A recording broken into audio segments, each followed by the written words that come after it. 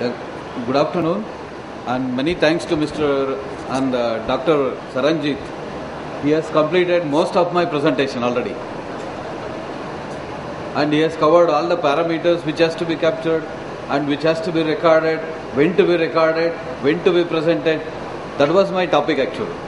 He has covered everything, but I am going to concentrate mainly on what are the data which we are going to pick up, why we are going to pick up, how we are going to pick up during stability testing. See, I am going to cover review of stability testing. He has covered most of it. And why do you want to automate this stability testing? What are the benefits a manufacturer and an end user who is going to get it? And what is the approach for automation? And also I have a case studies which is related to critical parameters and storage testing, how it has been done in the past using our platform, and how do you unlock the value. This is what precisely I am going to set an agenda. If you look at the drug life cycle, all of you are aware in this forum, the stability testing is carried out during the commercialization as well as before the commercialization. This I am not going to touch much because he has already covered, and the stability programs evolved how the quality of FFP varies with time under the influence of variety of environmental conditions such as temperature, humidity and light. He has talked about 3065 and 3070 mode, and how do we capture this data. This is what is important for today. And see, there are three reasons to automate. If you are a manufacturer, when the volume of the API and the many compounds increases, how are you going to store the data? When you commercialize this product, the many batches are going to come, and the formulation phase 3 and also oral solid dosage, it has got many stages. During the stability testing, you will have variety of configuration for the batches, and how are you going to take the data for analysis further, and also product instability under various testing conditions. Because of this, you are going to increase the number of studies. You should have a data what you have done previously, so that he can compare on a graph whether I am moving forward correct or not. He can analyze from the data. This is what we are going to capture, and how many data points he needs to capture, and what are the results, and what are the number of results. This is where, if he has got only one compound, I no need to go for a automation. Why he doesn't want? He can go with the paper records.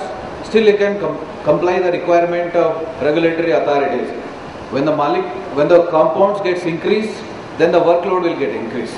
Then the analysis will get increased. There where he is going to store all these test results in a repository. That may be a single database. Whenever the regulatory authority comes, he can pull out the data as and when it is required. This is what is automated stability testing. And then comes compliance issues. During the compliance issues, he might take say 3 samples or 4 samples, and managing the sample inventory, which batch he has taken the sample, when he has taken, and the accountability for the samples which he has taken. All these things can be managed using a single database.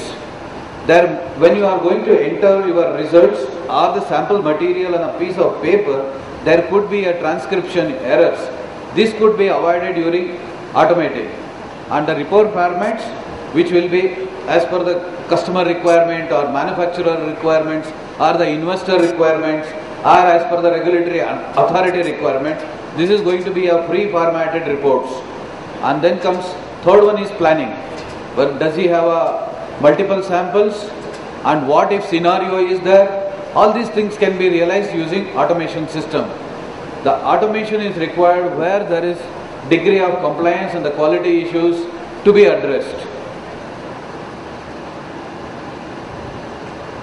See, earlier conventional approach is going to be a lab centric. Lab centric in the sense offline testing of capturing of the data on an Excel sheet or a paper, that will be compiled and correlated after the testing is over.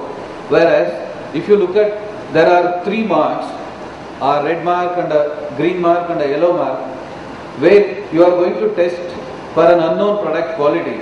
Then you test it, then you move forward. Whereas here, you are going to test and record the results online.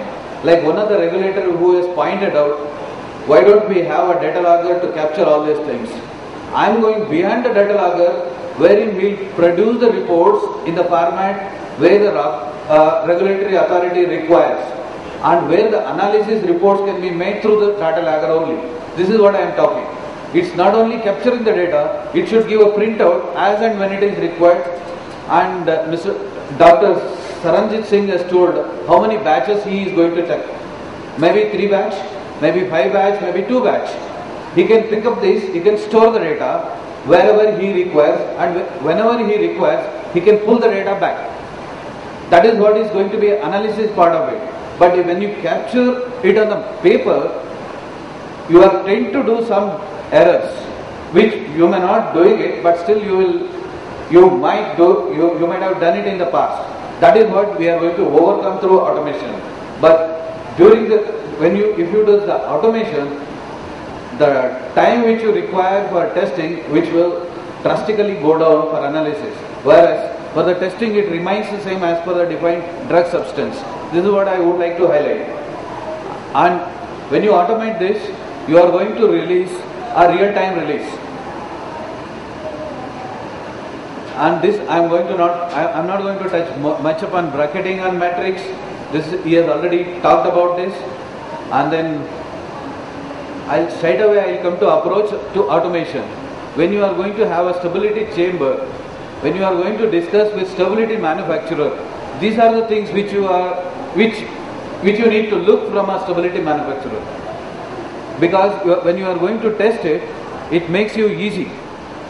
The shelf life trials and what are the regulatory environment which you are going to operate the system, and how do you manage the inventory management and the sample management and the storage management, and what is the data storage and the data formats which you require, and how flexible you can do the batch studies.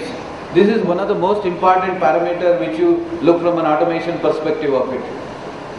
And copy and modify functions, these are a part of it, and storage and inventory calculation, prediction and monitoring. This is what you are looking from an automation if you does automation. And also condition cycling and forward planning and what if situation. And also container placement, moves, reallocation, staging, pulls and scrapping. These are the things which wherein automation system needs to address. If this does not address, then you can very well stay with manual as it is. Whatever you are doing, you can continue to do, but this will help you to achieve a greater degree of stability in a faster way.